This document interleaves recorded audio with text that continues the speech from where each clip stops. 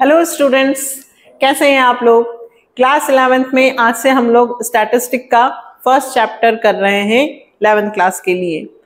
तो स्टैटिस्टिक्स पढ़ने से पहले हम एक इकोनॉमिक्स का इंट्रोडक्शन, जो हमने माइक्रो इकोनॉमिक्स में भी देखा था, यहाँ पर भी है। तो सबसे पहले हमने ये पढ़ा था कि इकोनॉमिक्स का मतलब होता है कि जो व्यक्ति, पर्सन, ह्यूमंस पैसा कमाने के लिए जो भी एक्टिविटी करते हैं, है ना। मनुष्य पैसा कमाने के लिए क्या करते हैं, कुछ काम करेंगे, कुछ भी। तो जो भी वो काम करते हैं उनकी स्टडी को हम इकोनॉमिक्स कहते हैं। ये आज की बात है। बट ये इकोनॉमिक वर्ड कहाँ से आया?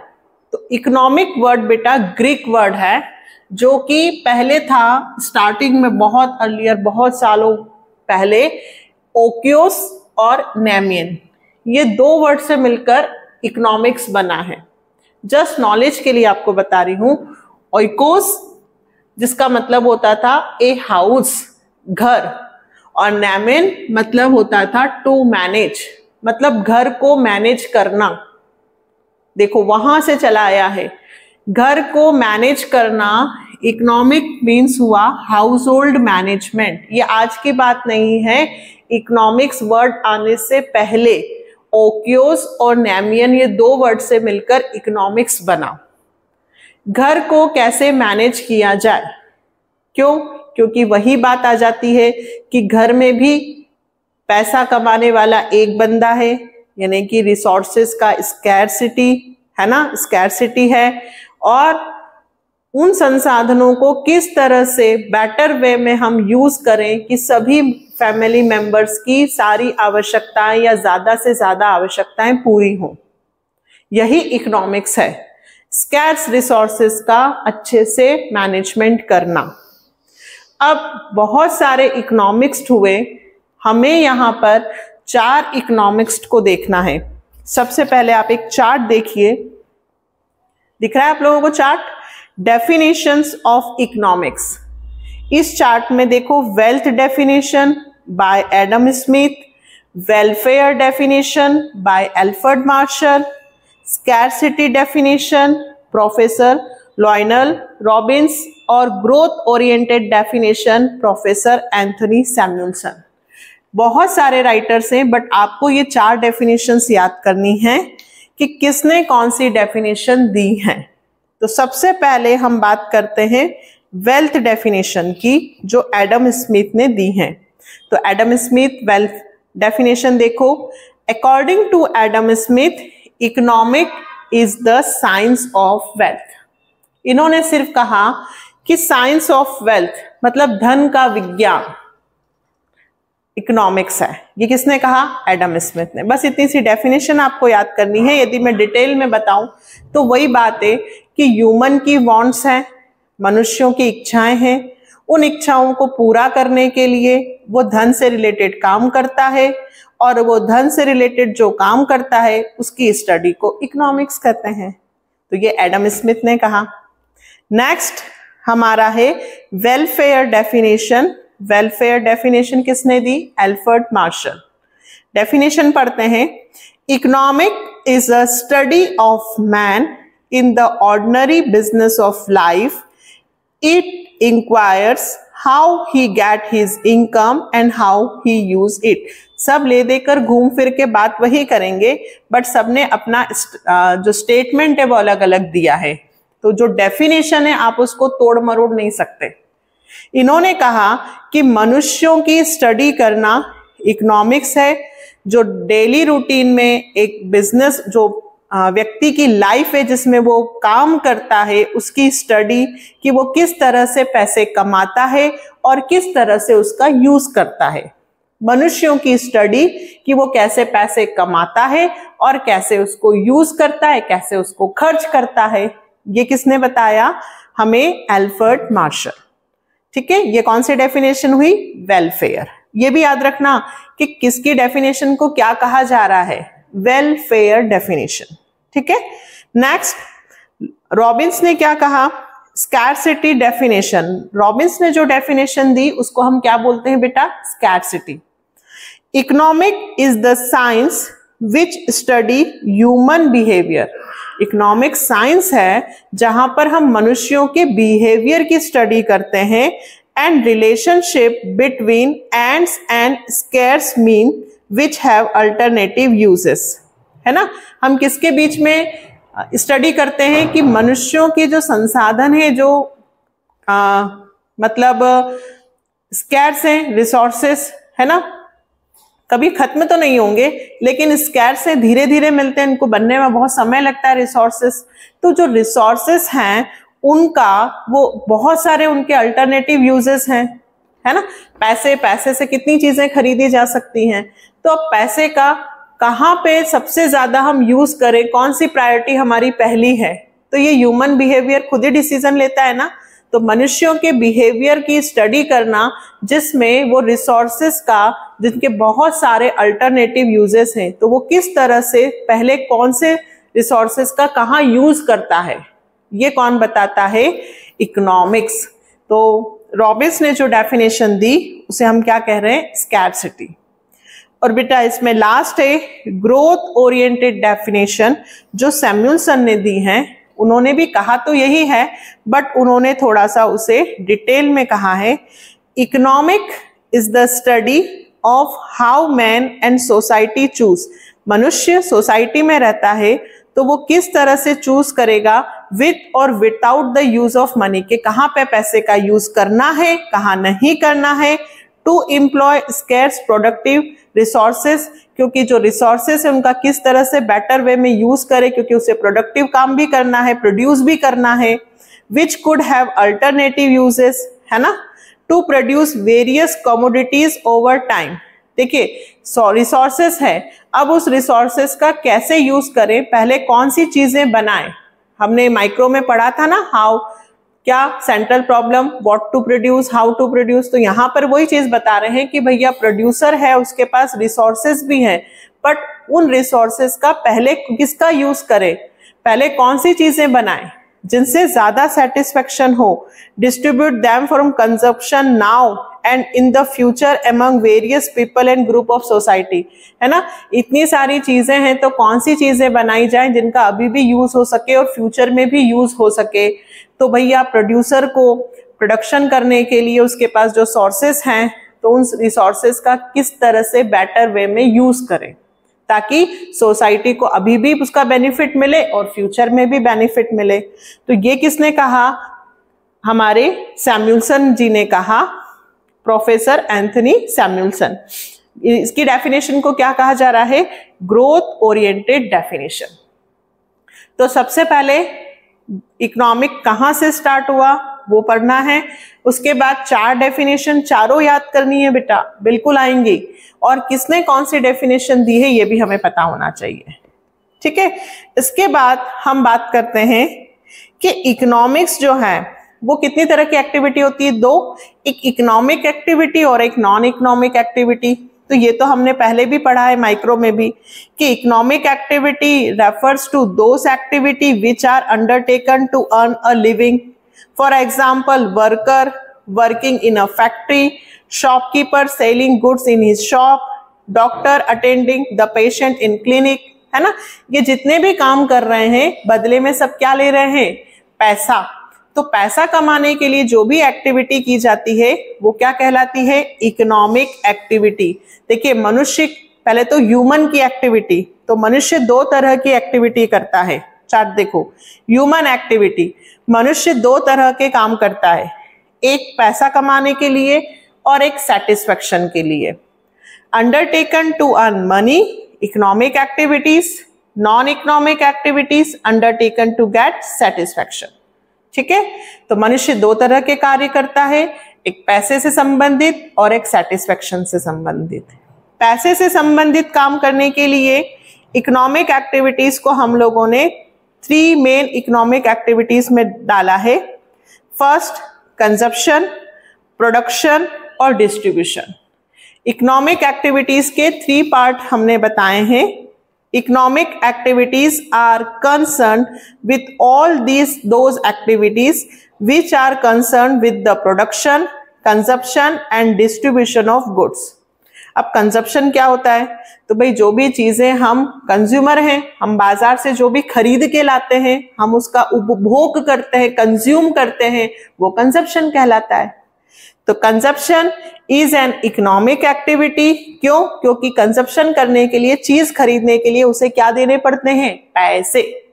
तो consumption is an economic activity which deals with the use of goods, service for the satisfaction of human wants.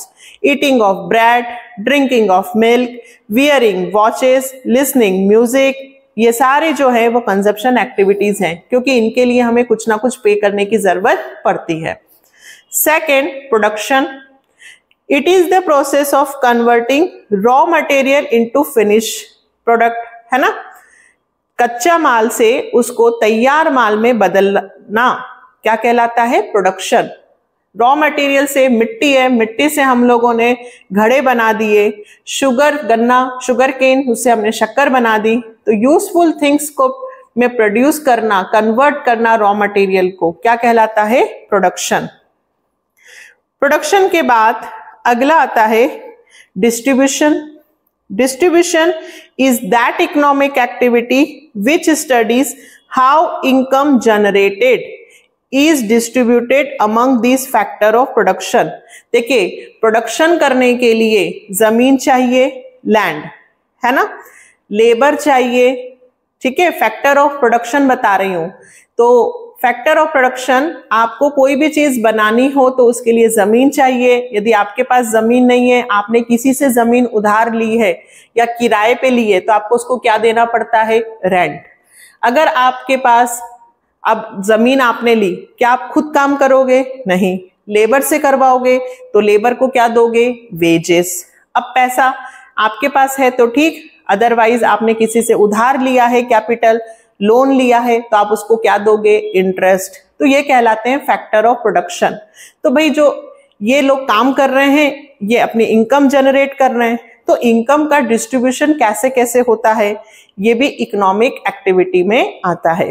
तो इकोनॉमिक एक्टिविटीज के 3 पार्ट हुए, कंजप्शन, प्रोडक्शन और डिस्ट्रीब्यूशन, ठीक है। बेसिक पता होना चाहिए।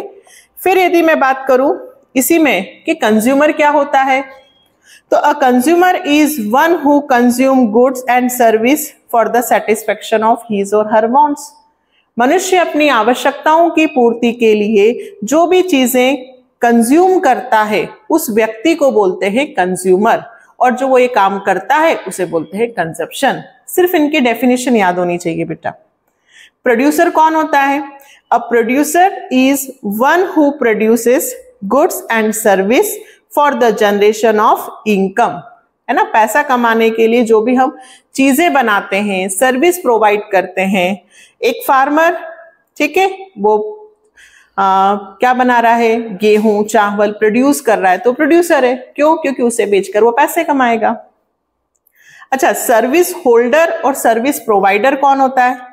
तो a service holder is a person who work for some other person and get paid for in the form of wages और सैलरी। देखिए, मैं कहीं पर काम कर रही हूं, ठीक है, और बदले में मुझे पैसा मिल रहा है, सैलरी मिल रही है। Service holder is a person who work for some other person, ठीक है, वो व्यक्ति दूसरों के लिए काम कर रहा है, ठीक है। और सर्विस प्रोवाइडर कौन होता है? A service provider is a person who provide some kind of services to other for a payment. हम लोग, है ना, टीचर हो गया, लॉयर हो गया, डॉक्टर हो गए, हम लोग सर्विस प्रोवाइड करते हैं, ठीक है। आगे अब नॉन इकोनॉमिक एक्टिविटी, तो ये तो आपको बहुत अच्छे से पता है। Activities which are not concern with creation of money. जो एक्टिविटीज पैसा कमाने के लिए नहीं की जाती है, वो होती है नॉन इकोनॉमिक एक्टिविटी। और इसका example, housewife cooking food for her family, teacher teaching his own son. देखिए, मैं यहाँ पढ़ा रही हूँ, मुझे पैसे मिल रहे हैं, स्कूल में पढ़ा रही हूँ तो मैं जो सैलरी मिल रही है, ये मेरी इकोनॉमिक एक्टिविटी है। बट घर जाकर मैंने अपने बच्चे को पढ़ाया, है ना, या अपने भाई बहन को पढ़ाया, तो मुझे उसके लिए कोई पैसा नहीं मिलेगा, वो मेरे मेंटल सेटिस्फेक्शन के लिए। तो वो मेरी कौन सी एक्टिविटी हुई? Non economic. ये सब हमने माइक्रो में भी पढ़ा है ना। तो यहां पर फिलहाल अभी इंट्रोडक्शन की यदि मैं बात करूं तो इकोनॉमिक्स में हमें सिर्फ ये पता होना चाहिए कि ह्यूमंस की दो तरह की एक्टिविटीज होती हैं, इकोनॉमिक और नॉन इकोनॉमिक। इकोनॉमिक एक्टिविटीज के 3 पार्ट हुए, प्रोडक्शन, कंजप्शन एंड डिस्ट्रीब्यूशन। ठीक है, और इकोनॉमिक्स में 4 राइटर्स की आपको डेफिनेशन याद करनी है। ठीक, इतना पहले कंप्लीट करेंगे हम लोग। चलो, तो अब नेक्स्ट टॉपिक हम लोग पढ़ते हैं स्टैटिस्टिक। सबसे ज्यादा स्टैटिस्टिक जो फर्स्ट चैप्टर में इंट्रोडक्शन के बाद आता है, यहाँ सबसे ज्यादा प्रॉब्लम आती है। ये स्टैटिस्टिक में 2 डेफिनेशन है, सिंगुलर सेंस की अलग, प्लूरल सेंस की अलग, है ना। तो देखो, वर्ड्स भी कुछ नए हैं, तो हम लोग 1 बाय 1 चीजें पहले समझते हैं। सबसे पहले स्टैटिस्टिक का एक छोटा सा यदि मैं आपको इंट्रोडक्शन दूं, तो स्टैटिस्टिक जो बेटा है ना, the word statistic seems to have been derived from the Latin word। कहाँ से आया? Latin word status, Latin word statista, Italian word, और German word statistic, और the Greek word statistic, each of which means a political state। Greek में अलग है, Latin में अलग है ना, जर्मन में अलग है। उस वक्त ये स्टैटिस्टिक, स्टेटस, ये सब वर्ड्स थे, और इन सब से मिलकर धीरे धीरे वर्ड बन गया स्टैटिस्टिक्स। हम लोग स्टैटिस्टिक का मतलब क्या समझते हैं? डाटा, बस डाटा, फिगर, इसे स्टैटिस्टिक कहा जाता है। डाटा फिगर को इस तरह से प्रेजेंट करना कि सामने वाले को बहुत जल्दी समझ में आ जाए। आपको एग्जाम्पल से पहले मैं समझाती हूँ। मान लीजिए आपकी क्लास में आप मॉनिटर हो, ठीक है। आप मॉनिटर हो और आपसे कहा कि पूरी क्लास में कल टेस्ट में कितने मार्क्स किसके आए हैं, जल्दी से लिख कर बताइए। तो आपने क्या किया? आपको स्टैटिस्टिक के बारे में कोई नॉलेज नहीं है। आपकी क्लास में 50 स्टूडेंट्स हैं। आपने नंबर 1 पे नाम लिखा राम, 10 में से 4 मार्क्स, श्याम 10 में से 6 मार्क्स, मौली 10 में से 8 मार्क्स, ऐसे करके आपने पूरे 50 स्टूडेंट्स के नाम लिखे। 4 पेजेस में आपने उसको भर दिया, फिल कर दिया, और सर के मैम के पास लेकर आए कि मैम ये रहा। वहीं आपके साथ में एक और क्लास का मॉनिटर हैं, उन्हें भी ये काम दिया था। उन्होंने क्या किया? उन्होंने टेबल बनाई एक ही पेज पर, वहां पे लिखा less than 3 marks, less than 4, less than 5, less than 6, less than 7 या लेस देन 8। 3 से कम नंबर लाने वाले स्टूडेंट्स के नाम लिख दिए। 4 से कम नंबर, 3 से 4 के बीच में कितने मार्क्स आए, ऐसा लिख दिया। 4 से 5 नंबर लाने वाले स्टूडेंट्स के नाम लिख दिए। 5 से 6 नंबर लाने वाले स्टूडेंट्स के नाम लिख दिए। 6 से 7 नंबर लाने वाले स्टूडेंट्स के नाम लिख दिए। एक ही पेज पर उन्होंने एक टेबल पूरी बना दी, जिसमें मुझे बहुत जल्दी ये समझ में आ गया। मैं प्रिंसिपल हूं, तो मैंने आपकी एक रिपोर्ट देखी, कुछ समझ में ही नहीं आ रहा है, किसी के 4 हैं, किसी के 6 हैं। मैं मतलब उसका रिजल्ट क्या निकालूं, एनालिसिस कैसे करूं? लेकिन जो आपके साथ में मॉनिटर्स थे, उन्होंने कितनी जल्दी पूरा उस पर एक टेबल बनाई। मुझे जल्दी से समझ में आ गया, अच्छा 3 नंबर लाने वाले स्टूडेंट्स 4 हैं, अच्छा फेल है। 4 नंबर लाने वाले 5 है, ओके ये भी फेल है। 5 नंबर वाले 8 हैं, 6 नंबर वाले 7 हैं, अच्छा 9, 10 में से 10 भी एक स्टूडेंट के आए हैं। मतलब एक ही टेबल पर। बस बेटा यही स्टैटिस्टिक है। स्टैटिस्टिक में डाटा को कलेक्ट करके इस तरह से रिप्रेजेंट करना कि सामने वाले को बहुत जल्दी एनालिसिस करके उसको रिजल्ट मिल जाए, वो है स्टैटिस्टिक। स्टैटिस्टिक आपको समझाता है कि किस तरह से आप डाटा को प्रेजेंट करें। That's it. तो स्टैटिस्टिक, सबसे पहले हम स्टैटिस्टिक का अगर डेफिनेशन की बात करते हैं तो स्टैटिस्टिक इन 2 सेंस है ना। आपको 2 डेफिनेशन दिए बेटा, एक प्लूरल सेंस में और एक सिंगुलर सेंस में। प्लूरल सेंस की यदि मैं बात करूं तो it means a collection of numerical fact. जब हम न्यूमेरिकल फैक्ट, सारे डाटास का ही कलेक्शन करते हैं, तो जब हम डाटास का कलेक्शन करते हैं तो वो प्लूरल में आता है, plural sense, collection of data. और सिंगुलर सेंस में statistical deal with the collection, पहले डाटा को कलेक्शन करें, फिर उनको प्रेजेंटेशन करें, फिर एनालिसिस करके इंटरप्रिटेशन करेंगे जो भी हमारी इंफॉर्मेशन है तो वो कहलाता है सिंगुलर सेंस। प्लूरल सेंस में सिर्फ क्या आ रहा है आपका, कलेक्शन ऑफ न्यूमेरिकल फैक्ट।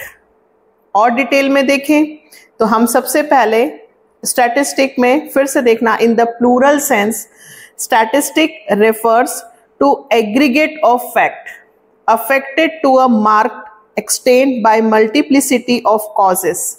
देखिए, जब आप डाटास को कलेक्ट करते हैं तो एक व्यक्ति के डाटास कलेक्ट नहीं करते, सभी लोगों के डाटास कलेक्ट करते हैं। एग्रीगेट की बात होती है, एवरेज, है ना। अभी मैंने कितने स्टूडेंट्स की बात करी थी, 50। तो यहाँ पे एग्रीगेट फैक्ट्स को हम कलेक्ट करते हैं जो मल्टीप्लिसिटी ऑफ कॉजेस, बहुत सारे कारणों से ये इफेक्ट होते हैं। अभी समझाऊंगी कि कितने सारे कारण होते हैं। कोई भी डाटा को जब हम कलेक्ट करते हैं तो उनके प्रभावित होने के ढेर सारे कारण होते हैं। अभी एग्जांपल से आपको मैं बताऊंगी, पहले अपन डेफिनेशन कंप्लीट करते हैं। तो multiplicity of causes, numerical expressed, enumerated or estimated according to reasonable standard of accuracy, collected in a systematic manner for predetermined purpose and placed in relation to each other. For example, data relating to aggregate percentage of 5 toppers of 11th class of a school. मैंने कहा 11th में 5 toppers के percentage की यदि मैं बात कर रही हूं तो यह नंबर ऑफ, एक से ज्यादा लोग हैं, एग्रीगेट की बात कर रही हूं, न्यूमेरिकल एक्सप्रेस्ड है, तो ये क्या कहलाएगा आपका, प्लूरल सेंस। स्टैटिस्टिक कैसे, देखो जो स्टैटिस्टिक में डेफिनेशन आई थी, सबसे पहले आया था statistic refer to aggregate of fact. तो हम सबसे पहले बात करते हैं कि स्टैटिस्टिक प्लूरल सेंस में स्टैटिस्टिक की डेफिनेशन में जो नाम लिखे हैं वही उनके कैरेक्टरिस्टिक्स हैं। आपको सिर्फ इनके कैरेक्टरिस्टिक्स के नाम को जोड़ देना है तो आपकी प्लूरल सेंस की डेफिनेशन बन जाएगी।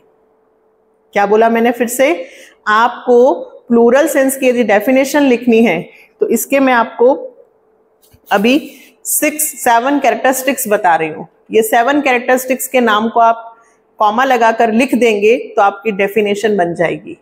तो मैं आपको ये भी समझा देती हूँ तो डेफिनेशन भी अपने आप समझ में आएगी। स्टैटिस्टिक प्लूरल सेंस में डेफिनेशन में सबसे पहले बोलता है वो aggregate of fact. Statistic are a number of fact, single and isolated figure are not statistic, as such figure can not be compared and no conclusion can be drawn from them. देखिए, अगर मैं सिर्फ एक student की बात करती कि राम के 10 में से 3 नंबर आए हैं, मैंने किसकी बात की, एक व्यक्ति की, एक नंबर की। एक सिंगल नंबर कभी भी स्टैटिस्टिक एक सिंगल नंबर कभी भी स्टैटिस्टिक नहीं होता है। क्यों? क्योंकि आप कंपैरिजन कैसे करोगे? अगर मैं 10 स्टूडेंट्स के मार्क्स आपको बताऊंगी तब आप कंपैरिजन कर सकते हो, रिजल्ट निकाल सकते हो कि भाई इसके ज्यादा आए हैं, इसके कम आए हैं, या क्लास में ओवरऑल कैसा ग्रोथ है ना। तो रिजल्ट कब निकलेगा, जब एक स्टूडेंट की बात करूं या 10 स्टूडेंट की बात करूं, 10। तो स्टैटिस्टिक में एक व्यक्ति के नंबर फिगर की बात नहीं की जाती है बल्कि बहुत सारे नंबर्स की फिगर की बात की जाती है, उसे कहते हैं एग्रीगेट ऑफ फैक्ट, है ना। फिर से एग्जांपल देखना, आपकी बुक में लिखा है a single age of 30 year, एक व्यक्ति की एज 30 ईयर्स है। It is not a statistic क्योंकि ये सिर्फ एक फिगर है, but a series relating the age of group of person will be called statistic। पर मैं 30 वर्ष की उम्र के 10 लोगों की या 50 लोगों की बात कर रही हूं तो वो क्या कहलाएगा, statistic.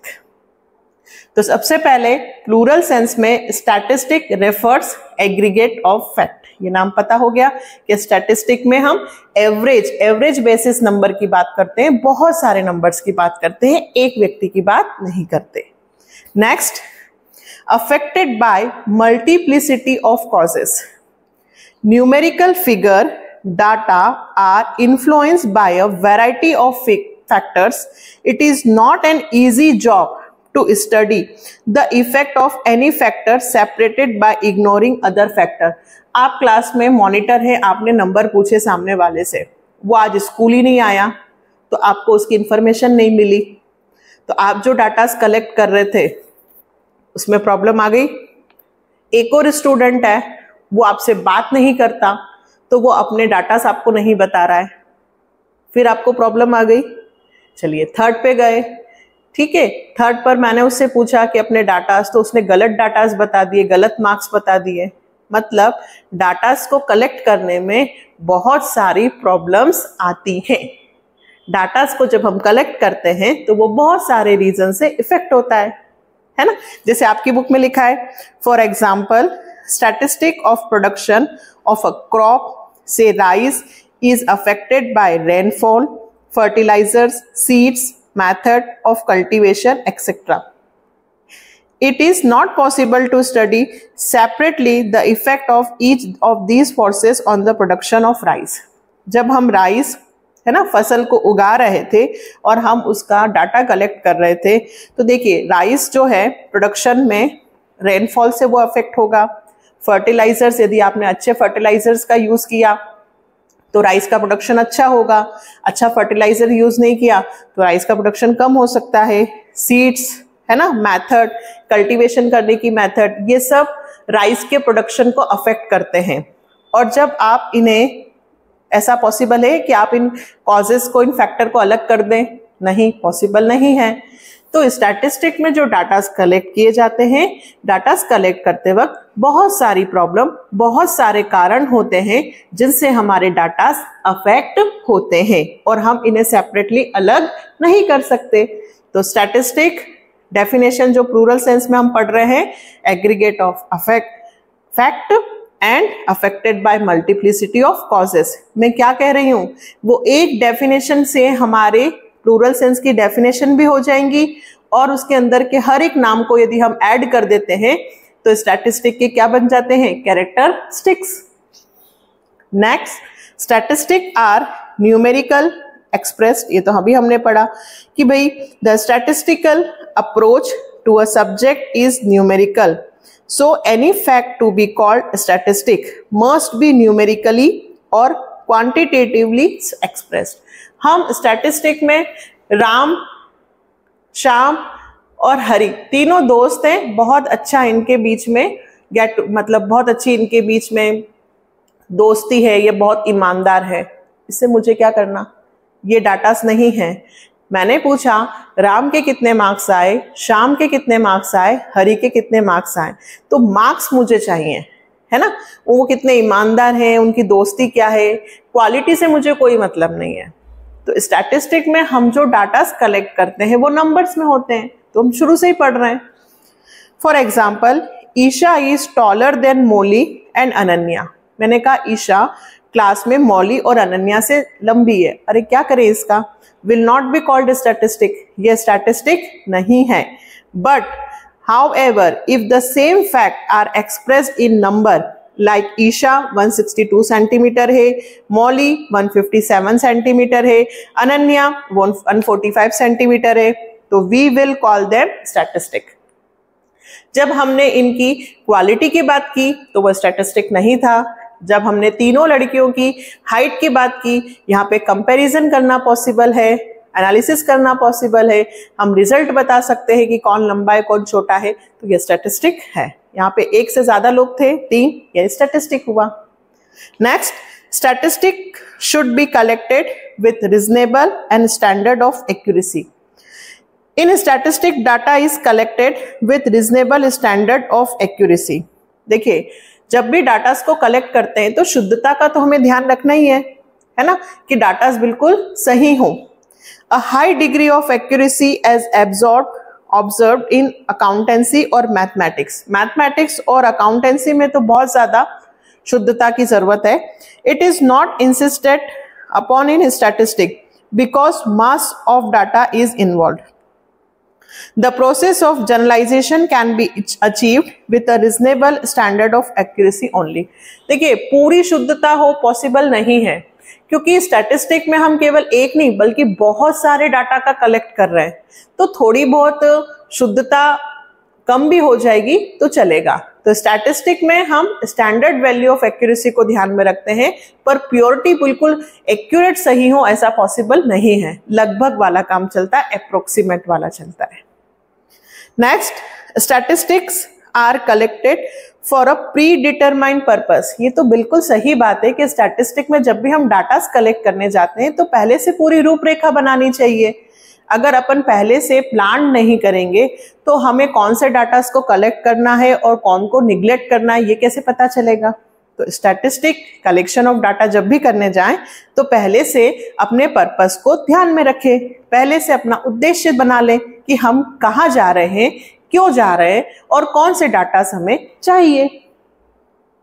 The purpose of collecting statistical data must be decided in advance, otherwise usefulness of data collected would be negligible। ये तो हम घूमने भी यदि जा रहे हो तो पहले से हम डिसाइड करते हैं ना कि 4 दिन का टूर है तो हमें कौन कौन सी चीजें देखनी है। अगर हम पहले से डिसाइड नहीं करेंगे तो हो सकता है जो अच्छी चीज थी वो देखना हम भूल गए। तो वैसे ही स्टैटिस्टिक है, स्टैटिस्टिक में जब आप डाटा कलेक्ट करने जाओ तो पहले से पर्पस बना लो कि कौन से डाटा हमारे लिए ज्यादा यूजफुल है और कौन से डाटा को हमें सबसे पहले कलेक्ट करना है। ये सारे जो हेडिंग्स हैं कैरेक्टरिस्टिक्स की, यही सारे नामों को जोड़ देंगे तो बन जाएगी प्लूरल सेंस की definition. Next, statistics are collected in a systematic manner for accuracy और रिलायबिलिटी ऑफ डाटा, ताकि सामने वाला हमारे डाटा पे विश्वास कर सके। The figures should be collected in a systematic manner. If the figures are collected in haphazard, जल्दबाजी, haphazard मतलब जल्दबाजी में यदि आपने कलेक्ट किए, the reliability of such data will deteriorate, तो फिर सामने वाला व्यक्ति उस पर विश्वास नहीं करेगा।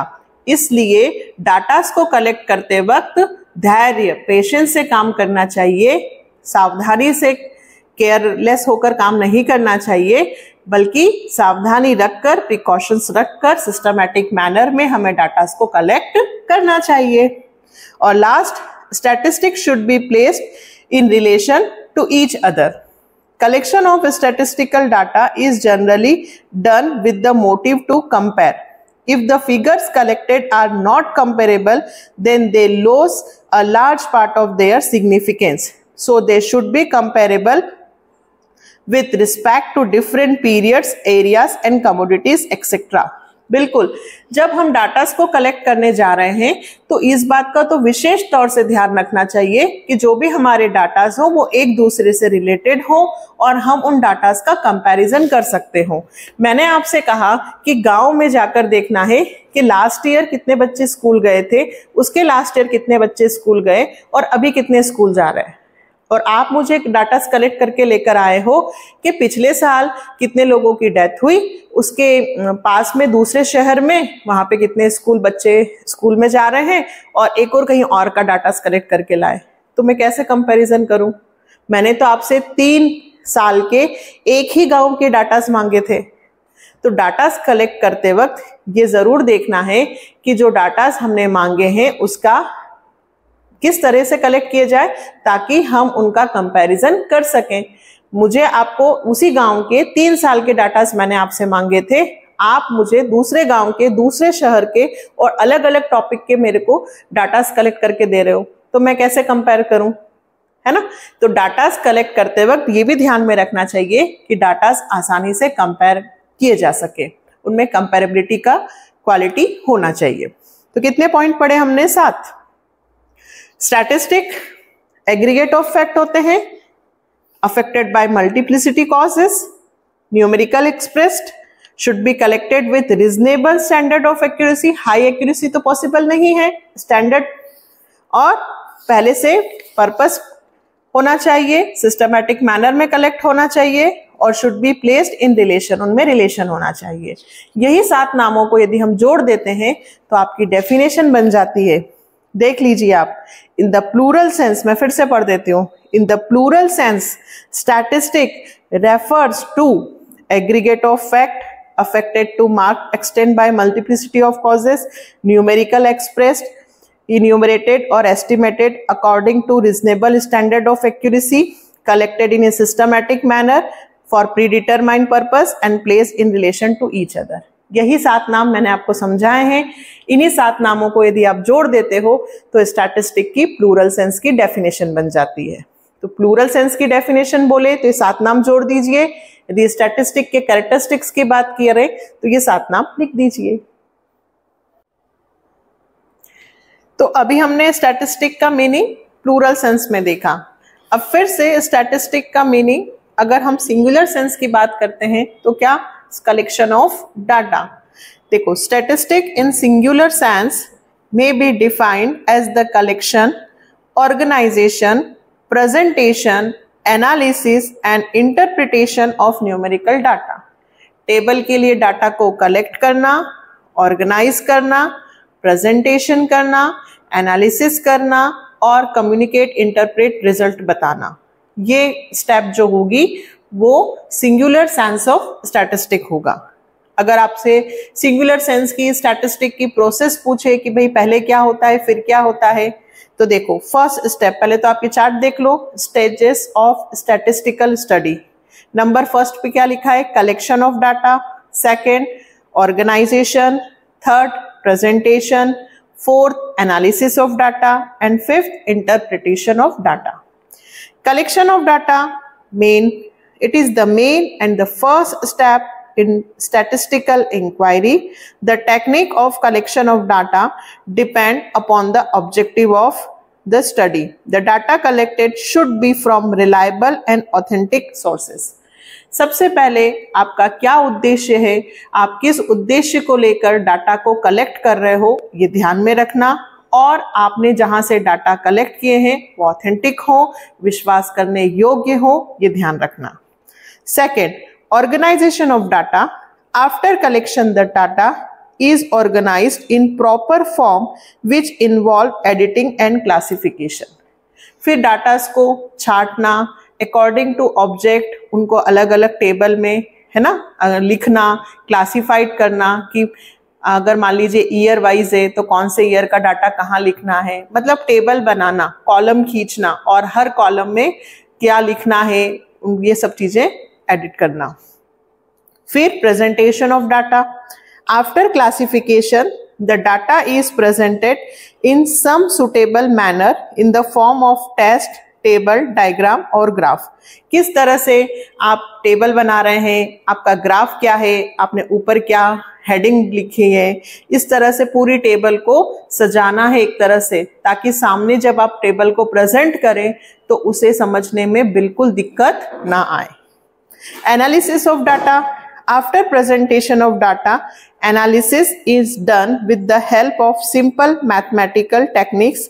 These include measure of central tendency, measure of dispersion, correlation and regression etc. ये सब आप आगे पढ़ेंगे बेटा। ये सब स्टैटिस्टिक की मेथड है कि मीन के द्वारा, मोड, मीडियन, रिग्रेशन, डिस्पर्शन, मतलब परसेंटेज से, ग्राफ से किस तरह से आप अपने टेबल में प्रेजेंट कर रहे हैं ताकि सामने वाले को टेबल के द्वारा जल्दी से समझ में आ जाए कि आप उसे क्या समझाना चाहते हैं। जैसे कि आपको एक छोटा सा एग्जांपल देती हूँ, आप क्रिकेट मैच देख रहे हो, है ना, एक टीम खेल चुकी है और दूसरी टीम उसका चेस कर रही है, पीछा कर रही है, तो आपको एक बोर्ड बताते हैं, वो ग्राफ बताते हैं जिसमें एक लाइन ऊपर जा रही है और एक जो चेस कर रही है वो नीचे जा रही है, फिर ऐसे गोल गोल लगे होते हैं कि अरे यहाँ विकेट गिर गया है, अगर वो लाइन ऊपर है इसका मतलब हम अच्छा खेल रहे हैं, अगर लाइन नीचे है इसका मतलब हम अच्छा नहीं खेल रहे हैं। तो हमें उस ग्राफ से कितनी जल्दी समझ में आता है ना। तो ये स्टैटिस्टिकल टूल ही हुआ कि स्टैटिस्टिकल मेथड ग्राफ के द्वारा जल्दी से हमें समझ में आ जाता है, क्लिक कर जाते हैं कि अरे हम अच्छा खेल रहे हैं या बुरा खेल रहे हैं। Last, interpretation of data.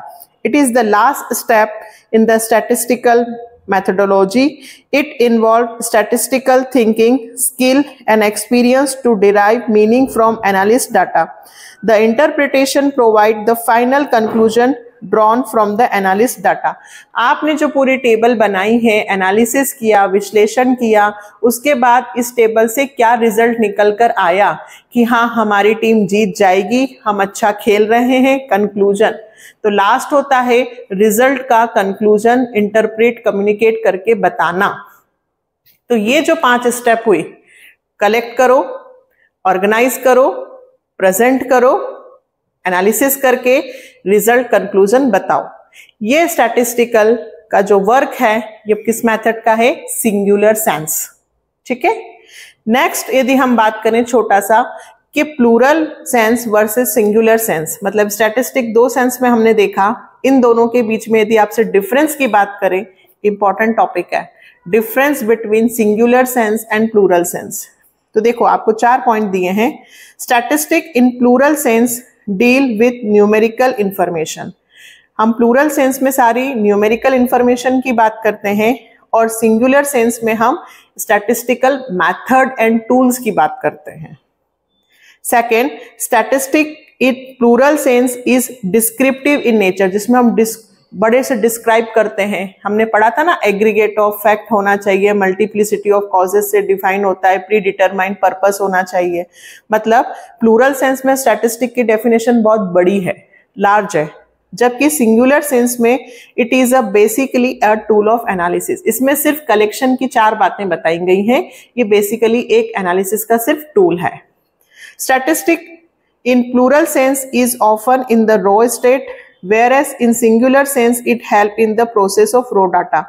Statistic में हमें बताया जाता है कि रॉ स्टेट मतलब कच्चे जो डाटा हैं, मतलब जो डाटास को आप कलेक्ट करते हो, डाटास कहाँ से प्रभावित होते हैं और उन डाटास को कलेक्ट करने से पहले आपकी क्या स्ट्रेटेजी होनी चाहिए, इसके बारे में बताता है। और प्लूरल सेंस बताता है कि जो रॉ डाटा आपको मिले हैं उन्हें प्रेजेंट कैसे करना है ना।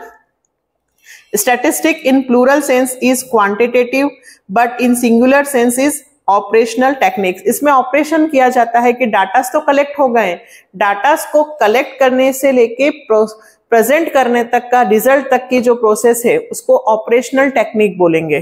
तो स्टैटिस्टिक सिंगुलर सेंस में एक ऑपरेशनल टेक्निक है, जबकि प्लूरल सेंस में सिर्फ हम बात करते हैं कि क्वांटिटेटिव डाटास कैसे इफेक्ट होते हैं। नेक्स्ट बहुत important topic, function of statistic. अब देखिए आपने इतना सारा पढ़ा कि स्टैटिस्टिक ये करता है, स्टैटिस्टिक ये होता है, सब कुछ। अब स्टैटिस्टिक ये सब जो काम है ये क्या कार्य करता है, स्टैटिस्टिक के फंक्शंस क्या हैं, क्या कार्य हैं, ये सब करने से होता क्या है।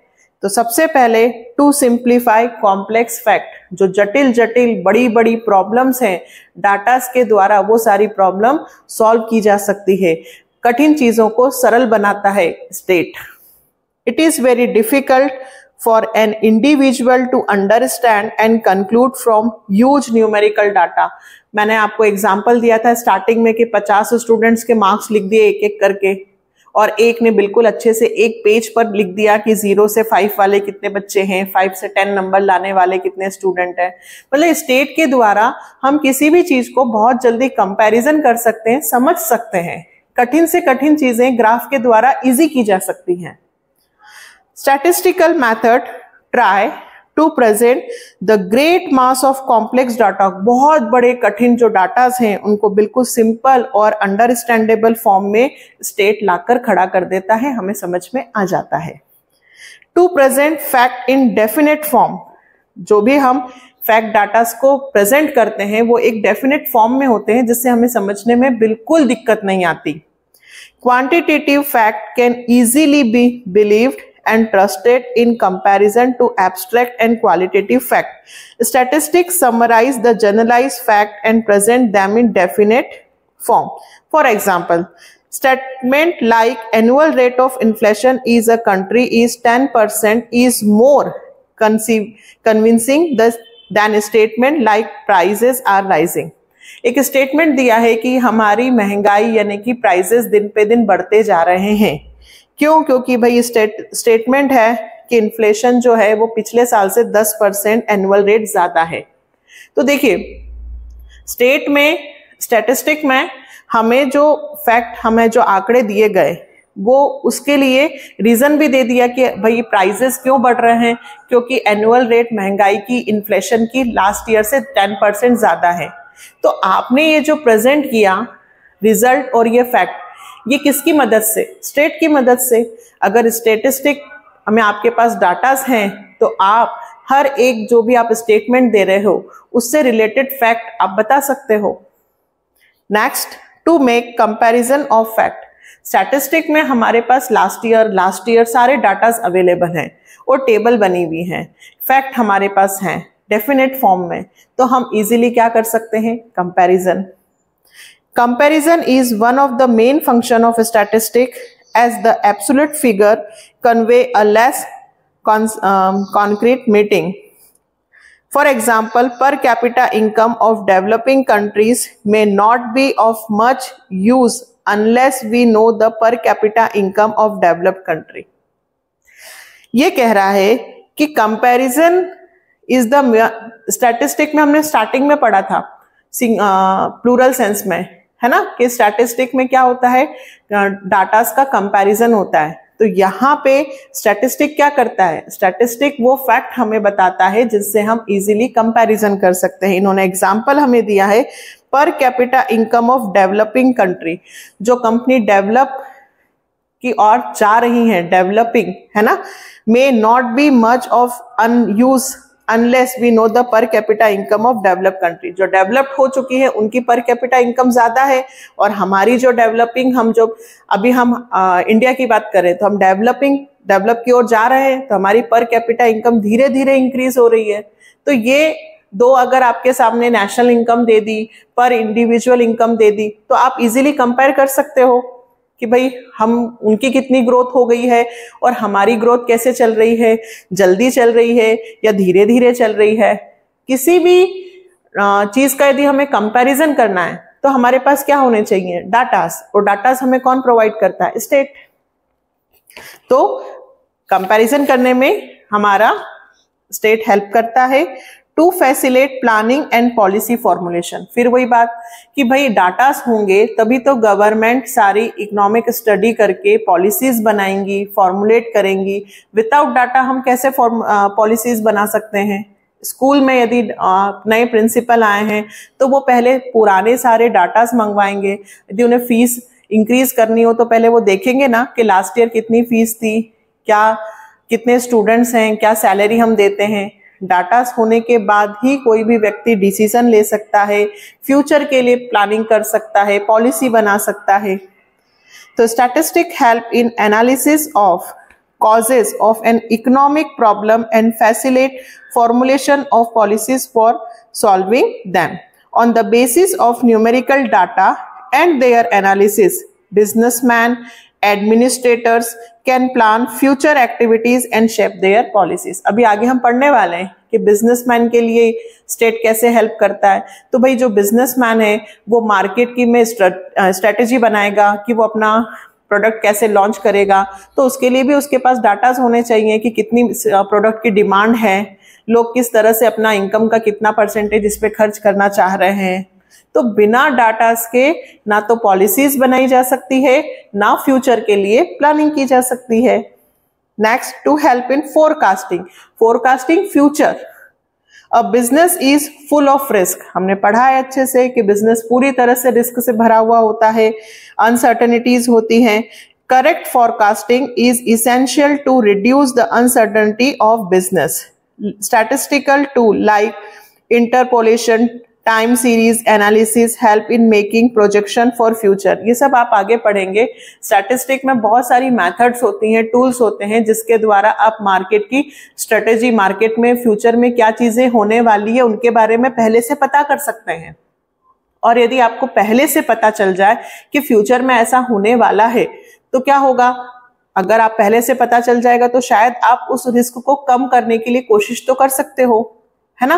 तो यदि आपको फ्यूचर में आप झांक सकते हो, देख सकते हो, तो आप कुछ हद तक रिस्क को क्या कर सकते हो, कम।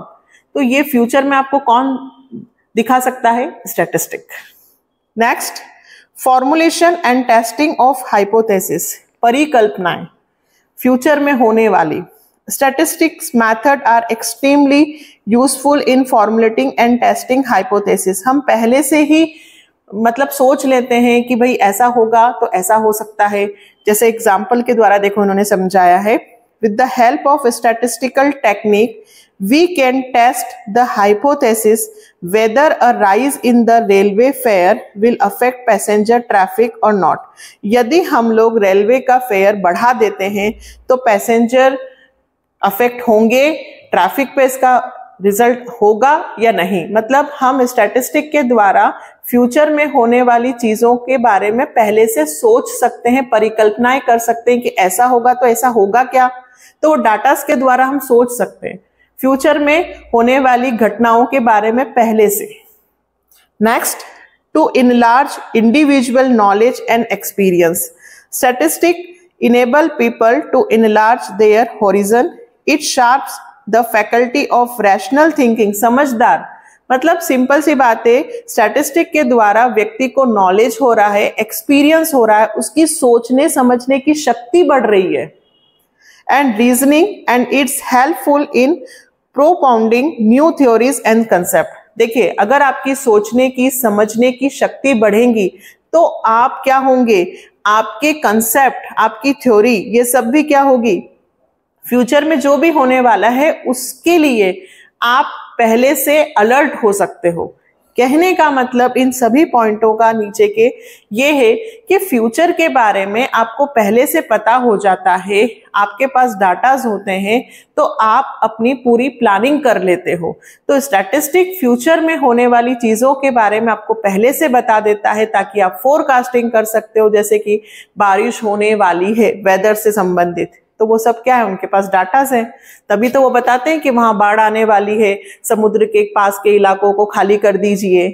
तो ये सब भी स्टैटिस्टिक के द्वारा ही होता है, इसी के द्वारा उन्हें पहले से पता चलता है क्योंकि उनके पास डाटाज हैं, सारे टूल्स हैं, तो वो उनको पता चल जाता है कि ऐसा ऐसा होने वाला है। तो ये एक्सपीरियंस भी बढ़ाता है, नॉलेज भी बनाता है और आपकी सोच को भी बढ़ाता है, नए नए कंसेप्ट देता है। कौन? स्टैटिस्टिक। तो क्या पढ़ा हमने? Function of statistic. ठीक है, चले आगे बढ़े। इंपॉर्टेंस ऑफ स्टैटिस्टिक, वही बात वापस से कह रहा है जो अभी हमने पढ़ा कि भाई स्टैटिस्टिक पढ़ने से क्या फायदा होता है। तो स्टैटिस्टिक से गवर्नमेंट को फायदा है। पहले तो देखिए, importance to the government, importance in economics, importance in economic planning and importance in business. One by one पढ़ते हैं। Importance of statistic to the government.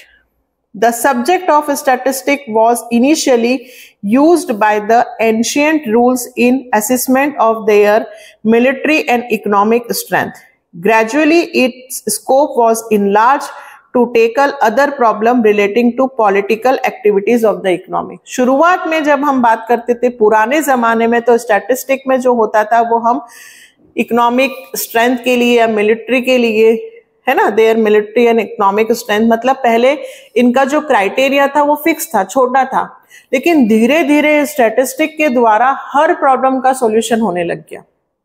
पहले केवल ये होता था कि भाई हमें कितनी आर्मी की जरूरत है, कितने इनके पास टूल होने चाहिए, कहाँ से हमें कितने बचाव की जरूरत है, या फिर हमारी पॉपुलेशन कितनी है, डिमांड, मतलब क्राइटेरिया फिक्स था स्टैटिस्टिक का।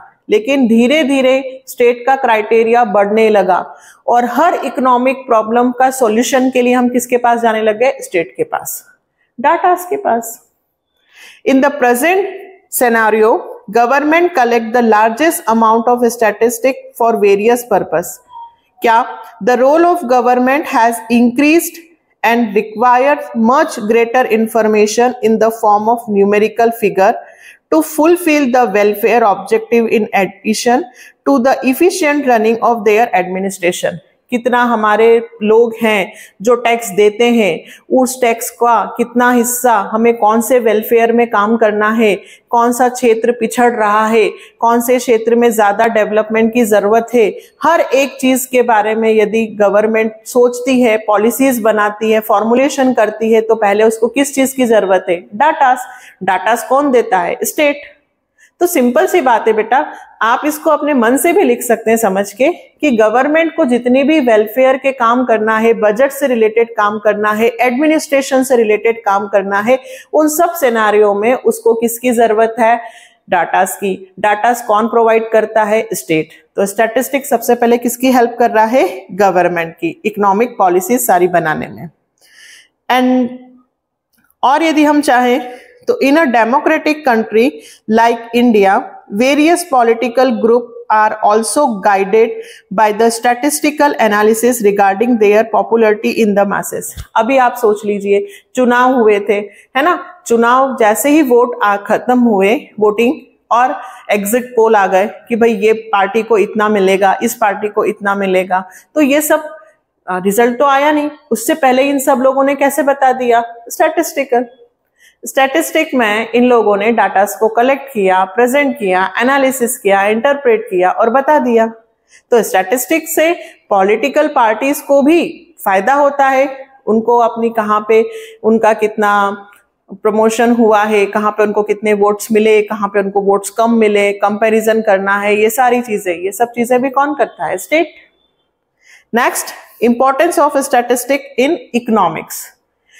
अब every branch of economics takes support from statistics in order to prove various economic theory. Statistics provide important guideline for the formulation of various economic policies. कौन सी various economic policies? Most of the economic problems are capable of being expressed in numerical figure. सबका मतलब एक ही है कि भाई statistic जो है वो इकोनॉमिक प्रॉब्लम को सॉल्व करने में हेल्प करता है। इकोनॉमिक प्रॉब्लम्स के लिए नंबर्स प्रोवाइड करता है। कौन? स्टैटिस्टिक। किस तरह से? आउटपुट ऑफ एग्रीकल्चर, एग्रीकल्चर का कितना प्रोडक्शन हो रहा है, वॉल्यूम ऑफ एक्सपोर्ट, यहाँ से हम कितना बाहर माल भेज रहे हैं, price of commodities, last year price कितनी थी, इस साल कितनी है। देखिए 10% महंगाई बढ़ गई, कैसे पता चला? डाटा से। In each case the data is affected by multiplicity of factor. ठीक है, ये डाटा जब कलेक्ट करते हैं तो बहुत सारे कारणों से इफेक्ट होते हैं, और ये सारे डाटा जब तक कलेक्ट नहीं होंगे, गवर्नमेंट के पास नहीं आएंगे, तो इकोनॉमिक प्रॉब्लम को सॉल्व कैसे करेंगे, पॉलिसीज कैसे बनाएंगे। तो इकोनॉमिक्स में भी formulation of economic laws, help in understanding and solving an economic problem, study of market structure, help in establishing mathematical relation, ये सब हमें importance of state in economic में लिखना है। सिर्फ केवल इनके पॉइंट्स लिख दीजिए कि भाई इकोनॉमिक्स में स्टेट इकोनॉमिक्स को कैसे हेल्प करता है। तो इकोनॉमिक्स लॉ बनाने में, formulation of economic loss, understanding जितनी भी प्रॉब्लम है उसको समझने में और सॉल्व करने में हेल्प करता है, मार्केट के स्ट्रक्चर के बारे में स्टडी करके हमें स्टेट बताता है, और help in establishing mathematical relation, मतलब ये कि भाई इसकी इतनी डिमांड है, प्राइस की, वस्तु की, कमोडिटी की इतनी डिमांड है, तो इस डिमांड के हिसाब से प्राइस कितना सेट होगा। डिमांड यदि कम है तो प्राइस ज़्यादा सेट हो जाएगा, डिमांड यदि बहुत कम है तो प्राइस कम हो जाएगा, है ना। क्यों? क्योंकि भाई वस्तु की डिमांड ही नहीं है तो मार्केट में प्राइस धीरे धीरे कम हो जाए, और यदि मान लीजिए लोगों की बहुत डिमांड है तो प्राइस क्या हो जाएगा? बढ़ जाएगा, क्योंकि सप्लाई अचानक से बढ़ नहीं सकती। ये सब हम आगे चलकर किस में पढ़ने वाले हैं? माइक्रो इकोनॉमिक्स में। मतलब मार्केट की स्ट्रेटजी, रिलेशन, मैथमेटिकल रिलेशन कि प्राइस से डिमांड पे क्या इफेक्ट हुआ, डिमांड से प्राइस पे क्या इफेक्ट हुआ, सप्लाई आने से क्या इफेक्ट हुआ, ये सब रिलेशन हमें कौन बताता है? Statistic. Useful to study behaviour of different economic concept, वही चीज वापस से कि बैंक में पैसा लोग कितना जमा करें, इन्वेस्टमेंट कितना करना चाहिए, सेविंग, इन्फ्लेशन रेट, सब चीजें हमें स्टैटिस्टिक हेल्प करता है। तो प्राइस एनालिसिस, वही चीज वापस से कि भाई पिछले साल प्राइस क्या था, प्राइस बढ़ रहा है कि कम हो रहा है। आउटपुट, देखिए सप्लाई यदि बढ़ती जाएगी तो प्राइस महंगा नहीं होगा क्योंकि बाजार में सामान आ रहा है, लेकिन यदि बाजार में सामान नहीं आ रहा है, आउटपुट कम है, तो फिर चीजों महंगी हो जाएंगी, इन्फ्लेशन बढ़ जाएगा। तो ये सारी चीजें हमें कैसे समझ में आती है? डाटा से। डाटा कौन प्रोवाइड करता है? स्टेट। तो स्टैटिस्टिक हमें इकोनॉमिक्स यानी कि ये सब चीजें, price, demand, supply, inflation, deflation, bank, investment, saving, ये सब इकोनॉमिक्स है जो सब हम माइक्रो में पढ़ने वाले हैं। इन सब के बारे में हमें कौन बताता है? स्टेट। क्यों? डाटा प्रोवाइड करके।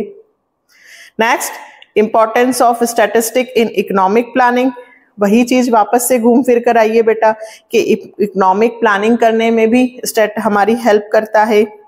Economic planning is indispensable for achieving faster rate of growth through the best use of nation resources। हम यदि चाहते हैं कि हम इकोनॉमिक के द्वारा हमारी जीडीपी बढ़ाएं, हमारी ग्रोथ बढ़ाएं, देश बहुत आगे निकल जाए, तो बिना स्टेट, बिना डाटास के हम लोग पॉसिबल ही नहीं है, क्योंकि डाटास जब तक नहीं होंगे आप पॉलिसीज कैसे बनाओगे, और पॉलिसीज नहीं बनाओगे, प्लानिंग नहीं करोगे फ्यूचर के लिए, तो ग्रोथ कैसे करोगे। यदि आप चाहते हो कि 12th में आपको अच्छा परसेंटेज अचीव करना है तो उसकी कोशिश 11 से होनी चाहिए, है ना। तो at every stage of economic planning there is need for figure and statistical method. वही चीज बार बार दे रहा है कि पूरी अर्थव्यवस्था की यदि हमें प्लानिंग करनी है तो हमें सबसे पहले जरूरत है फिगर, और वो फिगर हमें कौन देगा, state. Using statistical technique it is possible to assess the amount of various resources available in the economic and accordingly determine whether the specified rate of growth is sustainable or not. Statistical analysis of data regarding an economic may reveal certain crucial areas like increasing rate of inflation which may require immediate attention। देखिए महंगाई बढ़ती जा रही है, यहाँ पर supply नहीं हो रही है, चीजें कम हैं, दिन पर दिन प्राइसेस आसमान छू रही हैं। ऐसी कंडीशन में हमें गवर्नमेंट को इनिशियली वहां पे कुछ ना कुछ कदम उठाने पड़ेंगे, लेकिन गवर्नमेंट कुछ भी करने से पहले वहां के डाटास को थोड़ा सा एनालिसिस करना चाहेगी। तो वो डाटास कौन प्रोवाइड करेगा, स्टैटिस्टिक, है ना। तो स्टैटिस्टिक ले देकर वही बात कर रहा है कि भाई हमें अपनी ग्रोथ, देखिए हमारी ग्रोथ कंटिन्यूसली बढ़ रही है कि नहीं बढ़ रही है, हमें इतना डेवलप करना है, इतना डेवलपमेंट के लिए हमें कितने पैसे की जरूरत है, हमें कौन कौन से रिसोर्सेस की जरूरत है, सारे रिसोर्सेस हमें कौन अवेलेबल करवाएगा, कहाँ से हम लेकर आएंगे, उसके लिए भी हमें क्या चाहिए, डाटा, फिगर कौन प्रोवाइड करेगा, स्टैटिस्टिक। और last, importance of statistic in business, वही बात वापस से बेटा कि बिजनेस में कैसे, तो मार्केट की for establishing a business unit, ठीक है, before starting a business it is necessary to know its feasibility. It involved detailed information about location, size of output, availability of input, taxes, size of market, share, turnover, सब चीजें। Market में आपका product है, दूसरे लोग कितना उसको बेच रहे हैं, आपके मार्केट की साइज, मार्केट में आपके प्रोडक्ट की कितनी साइज है, वो कितना लोग उसकी डिमांड कर रहे हैं। जब भी आपको बिजनेस में मार्केट में इंटर होना है तो पहले पूरा मार्केट को एनालिसिस करना होगा, और पूरा मार्केट को एनालिसिस करने के लिए आपको फिगर चाहिए। वो फिगर कौन प्रोवाइड करेगा, स्टैटिस्टिक। इतना सारा हम लोग पढ़ रहे हैं, सिर्फ आपको एक एक लाइन में अपने हिसाब से लिखना है importance of statistic. For making marketing strategy before a product is launch, market research them make use of various statistical technique, ठीक है। फिर for estimating the demand of product after launching of the business, the next step is to estimate the present as well as the future demand of the product। ये सब मैंने आपको बता दिया कि मार्केट में आपका प्रोडक्ट लॉन्च करने से पहले आपको ये भी पता होना चाहिए कि इसकी डिमांड कितनी है और फ्यूचर में भी इसकी डिमांड रहेगी या नहीं। आप ऐसा प्रोडक्ट लेकर आइए जिसकी डिमांड कंटिन्यू बढ़ती जाएगी तो आपका प्रोडक्ट बहुत अच्छा चलेगा, आप ग्रोथ करोगे। फॉर प्रोडक्शन प्लानिंग, ठीक है, कितनी डिमांड होगी, डिमांड के अकॉर्डिंग हमें कितना प्रोडक्शन करना है, ये भी हमें कौन फिगर बताएगा, statistic. For making quality control, अच्छा, फॉर प्रोडक्शन प्लानिंग में हम the businessman has to plan its production so that he is able to meet the demand of its product and incurs minimum losses on account of over or under production, ठीक है। For making quality control, statistical technique like preparation of control chart, can also be used to control the quality of product manufactured by a firm. Statistical technique में ये भी आता है कि भैया कोई सामान आप बना रहे हो तो उसका कॉस्ट चार्ट, किस चीज पे कितना खर्चा हुआ है, ये सारा आप चार्ट के द्वारा देख सकते हो। तो जब आपके पास पूरा चार्ट है तो आप क्वालिटी कंट्रोल भी कर सकते हो और कॉस्ट कंट्रोल भी कर सकते हो। तो ये भी बिजनेसमैन को हेल्प करता है। ठीक है, इतने सारे इंपॉर्टेंस यदि हमने देखे हैं, आप यदि इनके सिर्फ मेन पॉइंट्स भी लिखेंगे तो चल जाएगा। लास्ट टॉपिक है, अब जब हमने देखा कि स्टैटिस्टिक हमें ये हेल्प कर रहा है, फिगर दे रहा है, बिजनेस को दे रहा है, बिजनेसमैन के लिए हेल्प कर रहा है, गवर्नमेंट को हेल्प कर रहा है, इकोनॉमिक में हेल्प कर रहा है, पॉलिटिकल पार्टी को हेल्प कर रहा है, तो फिर आखिर इसमें बुराई क्या है? हर सिक्के के दो पहलू होते हैं, यदि उनमें अच्छाई है तो कुछ बुराई भी है। बहुत इंपॉर्टेंट है, ध्यान से याद करना। लास्ट टॉपिक है, statistic does not study qualitative phenomena. हम सिर्फ नंबर्स, न्यूमेरिकल की ही बात कर रहे हैं, हम क्वालिटी से कोई कंसीडर नहीं करते हैं। स्टैटिस्टिक में सिर्फ फिगर की बात होती है, क्वालिटी एलिमेंट को पूरी तरीके से इग्नोर कर देते हैं। सबसे पहली बुराई। Statistic can be applied in studying only those problem which can be stated and expressed quantitatively. हम उन्हीं प्रॉब्लम का सॉल्यूशन ढूंढते हैं जो न्यूमेरिकल में एक्सप्रेस की जाती है। क्वालिटी को पूरी तरह से इग्नोर कर रहे हैं, पहली गलती। दूसरी, statistic does not deal with individual. हर जगह एग्रीगेट की बात करते हैं, अकेले की प्रॉब्लम को सॉल्व नहीं कर रहे हैं। हर जगह हमें नंबर ऑफ डाटास चाहिए, एग्रीगेट फैक्ट चाहिए, तो इंडिविजुअल को पूरी तरह से आप इग्नोर कर देते हो। Statistic deal only with aggregate of fact and no importance is attached to individual item. Marks of one student of class does not constitute statistic. पहले ही बताया था कि एक स्टूडेंट की मार्क्स की यदि मैं बात करूं, एक स्टूडेंट की हाइट की यदि मैं बात करूं, तो वो स्टैटिस्टिक नहीं है। Statistic can be misused. भाई डाटास किसी को भी मिल जाएंगे तो वो उस डाटास का बहुत ज्यादा मिसयूज कर सकता है। इसी तरह से statistic can be misused by ignorant और wrongly motivated person. Any person can misuse statistic and draw any type of conclusion he likes. अगर डाटास के साथ छेड़छाड़ कर दी जाए, डाटास के साथ वो जैसा चाहे वैसा प्रेजेंट कर दे, तो रिजल्ट गलत हो जाएगा। स्टैटिस्टिक का तो मिसयूज हर जगह हो सकता है। हम कहीं भी जाएं, हमसे किसी ने फॉर्म यदि फिल करवाया और हमने उसको सारी इंफॉर्मेशन दे दी, तो वो उसका कितना गलत फायदा उठा सकता है।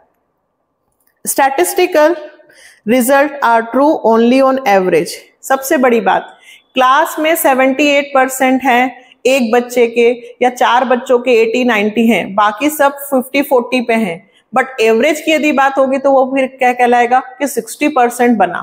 अरे भाई सबका थोड़ी 60% बना। लेकिन स्टैटिस्टिकल कभी भी एग्रीगेट की बात करता है तो वो एवरेज बेसिस की बात कर रहा है। अब 4 लोग 90-80 ले आए हैं, बाकी 4-5 40-50 पे ही हैं, तो यदि सबको प्लस करके हम डिवाइड करेंगे तो एवरेज तो बड़ा हो जाएगा, है ना। तो कहने का मतलब है statistical result are true on average as the result are affected by a large number of causes. In other words, statistical laws are not universal true. हर जगह ये सही नहीं होते हैं। देखो वही मैं एग्जाम्पल जो मैंने आपको दिया, if average marks of 50 student of class 11th are 76, it does not mean that every student of class has secured 76.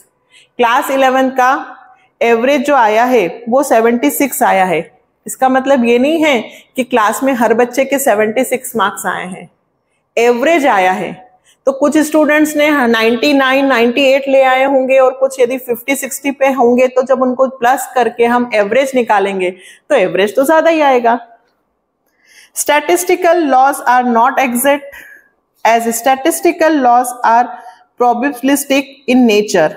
Future में होने वाली संभावनाओं से जुड़े हुए होते हैं। Inferences based on them are only approximate, है ना, लगभग अनुमान लगाते हैं हम, इसलिए not exact like inference based on mathematical और साइंटिफिक लॉज। ठीक है, हम अप्रोक्सीमेट चलते हैं, अनुमान लगाते हैं, इसलिए जो रिजल्ट होते हैं वो एग्जैक्ट सही नहीं है, हाई स्टैंडर्ड ऑफ एक्यूरेसी नहीं होती है।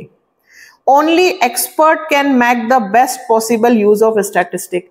भाई स्टैटिस्टिक का जिस व्यक्ति को पूरा नॉलेज होगा वही स्टैटिस्टिक कर सकता है, इसके लिए एक्सपर्ट होना जरूरी है। जनरल नॉलेज वाला व्यक्ति, जिसका साधारण नॉलेज है, वो व्यक्ति इसको नहीं कर सकता। The technique of statistics are not so simple to be used by any layman.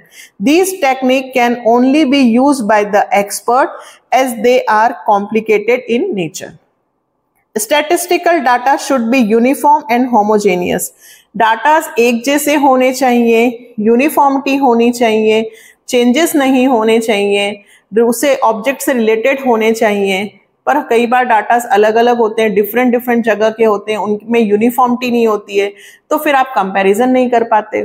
तो ये भी स्टैटिस्टिक की सबसे बड़ी प्रॉब्लम है कि डाटा हमेशा एक जैसे नहीं मिलते। It is essential that data must be uniform and homogeneous. बहुत जरूरी है स्टैटिस्टिक में कि डाटा एक जैसे मिले, होमोजेनियस मिले। But heterogeneous data are not comparable. अलग अलग विविध प्रकार के डाटा होंगे क्योंकि उनका कंपैरिजन पॉसिबल नहीं है। तो हम लोगों ने 7 पॉइंट्स लिमिटेशन के भी देख लिए, ठीक है। इसी से रिलेटेड क्वेश्चन बनता है एक कि डिस्ट्रस्ट ऑफ स्टैटिस्टिक। लोग स्टैटिस्टिक पे अविश्वास क्यों रखते हैं? तो यही सब रीजंस है उसके, है ना। अविश्वास क्यों रखते हैं? क्योंकि इसके जो डाटाज होते हैं वो इनकम्प्लीट नॉलेज होता है, स्टैटिस्टिकल मेथड, अनरियलिस्टिक अजम्पशन, ठीक है, मिसयूज ऑफ स्टैटिस्टिक और क्वालिटी को इग्नोर करते हैं। मतलब ये जो हम लोगों ने लिमिटेशन पढ़ी है ना, इसी से आप बनाकर लिख सकते हैं कि स्टैटिस्टिक पर लोग अविश्वास क्यों रखते हैं। तो पूरा कंप्लीट हो गया स्टैटिस्टिक, इंट्रोडक्शन से लेके स्टैटिस्टिक का singular sense, plural sense, function, limitation और इंपॉर्टेंस ले देकर घुमा फिराकर वो यही कह रहा है कि भाई डाटास हम कलेक्ट करते हैं, प्रेजेंट करते हैं, और डाटास फिगर से ही हर जगह, हर मार्केट की बात करें, गवर्नमेंट की बात करें, अभी हम लोगों ने देखा ना, हर जगह डाटास हमारी प्रॉब्लम को सॉल्व कर देते हैं, ठीक है। और लेकिन डाटास को जब कलेक्ट किया जाता है तो एवरेज बेसिस पे किया जाता है, इसलिए इंडिविजुअल की बात करें तो फिर वो डाटास वहां पे सही नहीं बैठते हैं। ये जो आपने अभी चैप्टर पढ़ा ना, इसके बारे में वापस से अब आप अच्छे से इस चैप्टर को पढ़ लीजिए। अब हम मिलते हैं नेक्स्ट वीडियो में एक और नए चैप्टर के साथ। ये चैप्टर आपको समझ में आया या नहीं, जरूर कमेंट सेक्शन में बताइएगा, क्योंकि आप लोगों ने ही कमेंट किया था कि इकोनॉमिक्स का, स्टेट का फर्स्ट चैप्टर जरूरी है, तो इसलिए कोशिश की है कि आपको पूरा समझ में आए और बहुत लेंथी वीडियो ना बने, ये भी कोशिश की है, ठीक है। तो मिले नेक्स्ट वीडियो में। Like, subscribe and share. Bye, take care.